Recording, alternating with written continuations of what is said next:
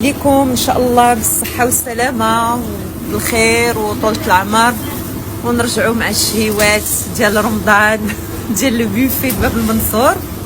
شوفوا معايا سلو رائع، هذا غزال كنخلطوه بالزبده والسمن، راكم عارفين، والقوام. وقولوا لي نتوما من الناس اللي كيديروا سلو، ولا كديروا الزميطه، ولا كديروا التقنته، ولا كديروا البسيس، على حسب منين نتوما في المغرب. ان كل منطقه وعندها الحويجات اللي كتفضل دير في رمضان. هذه بطبيعه الحال المخرقه باللوز وجلجلان مطحونين مخدومين في العجينه، زعفران شعره والقوام كامله راكم عارفينه. وحنا هنا كنديروها بالعسل الحره، ما كنديروهاش بهذا بالسكر، هذا العسل ديال السكر. هنا البغرير، شوفوا البغرير هنا كيوجد الشبانه كطيب في المرقه تاع اللحم وحده بطبيعه الحال غادي تمشي مع القوق حتى هو تيطيب في المريقه ديال اللحم. هكا ضروري كيطيبوا مفرقين باش يلاه في التقديم يجي المنظر ديالهم زوين.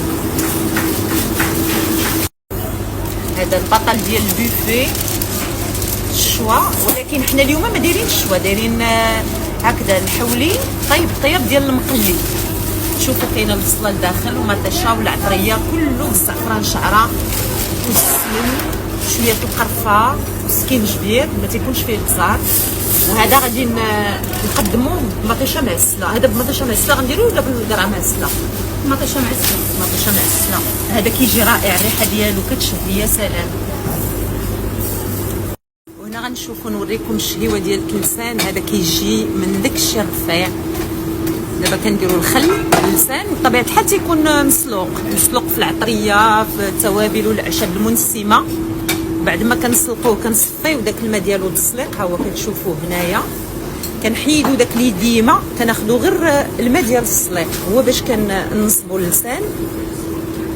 كنسلقوه نحيدوا له الجلده، كنحيدوا داك العروق، ونديروا له العطريه ديال اللسان فيها الخرقوم والتحميره والخل، الزيت البلديه، الثومه مقطعه شرائح، بطبيعه الحال زعفران شعره الممتاز ديال تاليوين،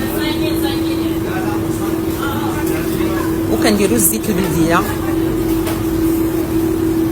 والملح بطبيعه الحال. كيجي يا سلام زيت الحال. باش نديروا ماكله مزيانه خاصنا مقادير اللي تكون ممتازه. حنا الطويجنات كلهم والماكله كامله. هذا هو زعفران باش كنخدموها ديال تاليوين. شاد الطريق، شوف شحال شاد مسكين ديال الطريق باش يجي حتى لدبي نطيبوا به. غزال الريحه ديالته هايله من داك الشيء الرفيع.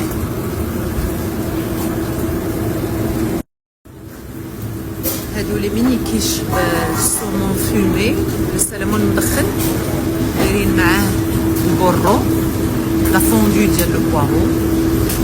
يا سلام، هادو من الاشياء الجديده اللي زدنا في البوفي.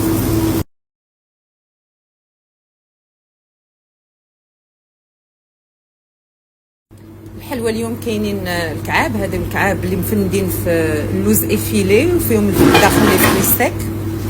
هادو لي ديامون بالبيستاش مع المشماش يابس. هادو لي ديامون شوكولا مع اللوز. هادو الكعاب الرغايف تبارك الله، واحد الكميه كبيره ومازالوا كيتصايبوا كيخرجوا حتى كنكونوا غادي نحطوهم في البوفي. والشيء الاخر غادي نصوروا لكم منين يكون في البوفي. تبارك الله عليكم.